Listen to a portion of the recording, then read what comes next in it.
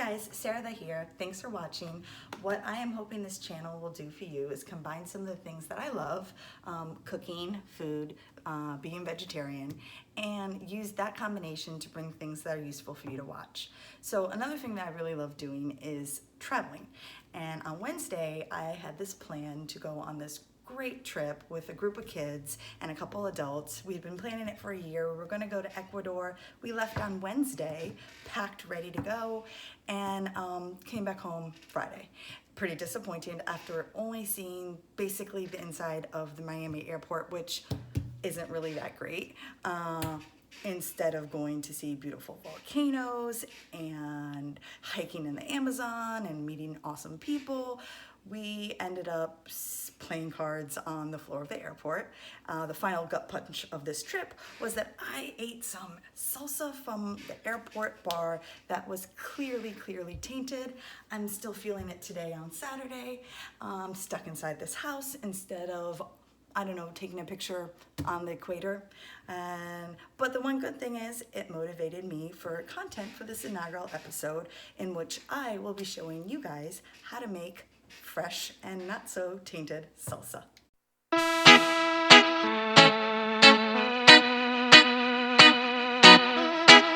Okay, so to be perfectly honest with you guys, I do not have a recipe for what we're about to make. It kind of goes with my style of cooking. I grew up cooking in the kitchen with my mom, and it was more of a combination of instinct and reflex and kind of combined with creativity just to make really delicious things. Of course, there are always some mess ups along the way, what I'm sure using a recipe could avoid. Hopefully today's creation isn't going to be one of those. I am more than willing though to type up a recipe and post it afterwards if anyone's interested. So let's start with ingredients. I think a good thing about not having like a set recipe is there's always flexibility of leaving things out or adding things in according to your preference or just what you have available in the kitchen. So of course it's salsa, so our main ingredient is going to be tomatoes. We're going to use these big ones here, but I also want to combine it with some cherry tomatoes or grape tomatoes.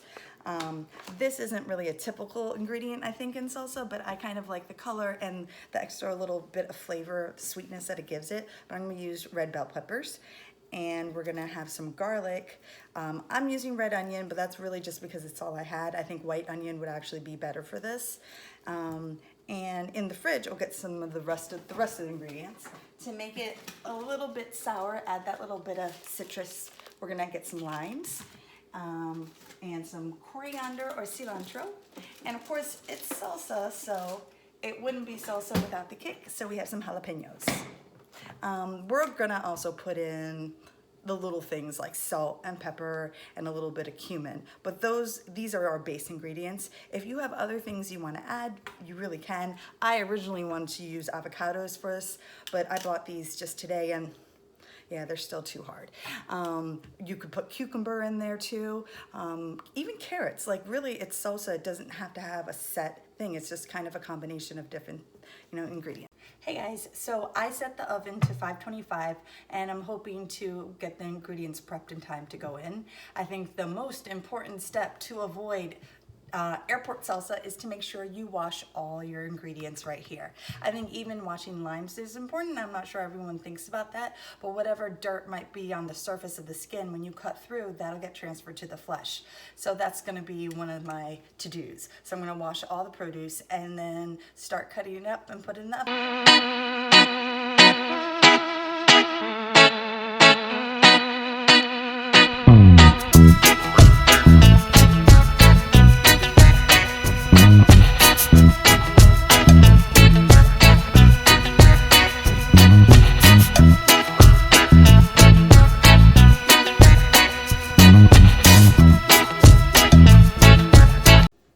So I have the stuff in the oven ready to go, getting roasty toasty, and I'm going to prep the rest of the ingredients. There is some stuff that we will leave fresh. So the small tomatoes, the grape tomatoes, and I'm going to chop up a little bit more of this red onion over here and squeeze the limes. And so I'll get those ingredients ready while the other ingredients are in the oven.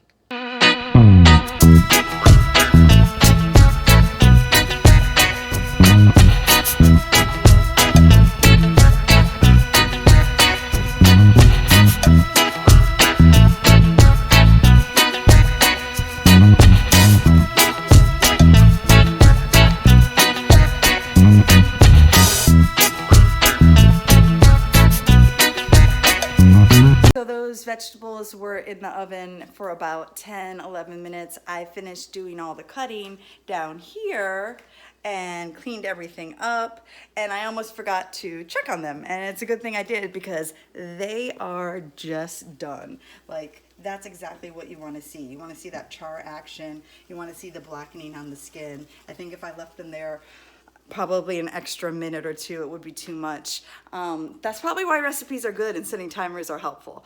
I'm gonna flip them over and then I'm gonna put them back in the oven probably for another 5 to 7 minutes. I'm gonna check them carefully while they're going. Okay, so now these are all flipped over. Just a word of caution, one thing about me is I am really clumsy in the kitchen. Having pot holders and my oven glove are helpful, but like this right here, that big curved handle, yeah, it got me. I got burned. I'm gonna see that tomorrow for sure. But you know, hey, it doesn't kill you, right? Makes you have scars. Let's put these back in here. Okay, so I took the stuff out the oven, and remember, be really, really careful because you don't want one of those, yep, there it is, it's showing up, one of those burns. I took out the bell pepper and the garlic. The garlic smelled really good. And I put it in the bowl with some cilantro and half a lime squeezed. I'm gonna use one of these immersion blenders. I love this thing. If you had a blender, I actually got a Vitamix for my birthday. I just haven't opened it up yet, but you can use anything, Magic Bullet. I'm just gonna use this one. And I'm gonna work to get at everything in here.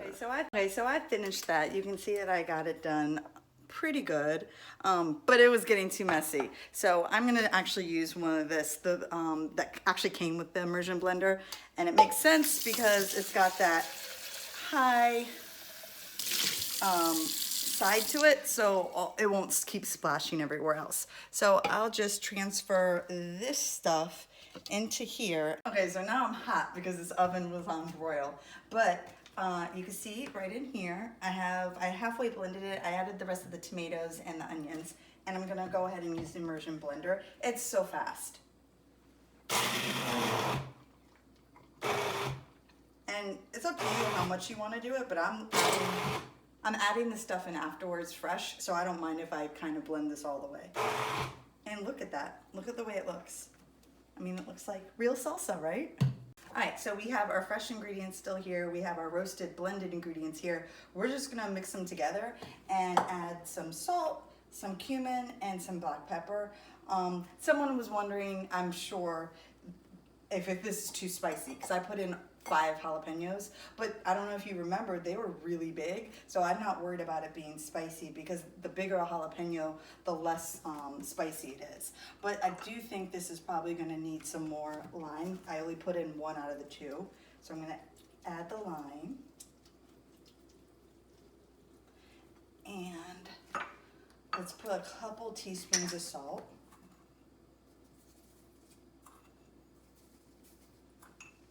Some cumin. And if you don't have cumin, you can leave that out. It's not really a necessity. And a little bit of black pepper. And I know it's risky doing it this way because I could dump a whole bunch, but hey. And then the last step, we're gonna mix this into this and we will be done. Oh,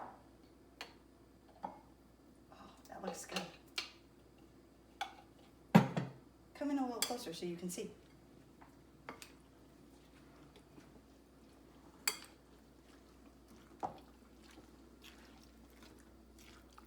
I think having the roasted part blended mixed in with like the fresh tomato is good. And let's say you put too many jalapenos in there and you didn't realize how hot it was gonna be. You can always add like chopped up cucumber and a little bit more lime, and that'll kind of soften up the spiciness. So let me taste this and see if it needs any more seasoning. I know everyone says, ooh, that's perfect, but it actually is really good. So I hope you guys can look at this video and make this homemade salsa yourself that's not tainted. All right, have a nice day, guys.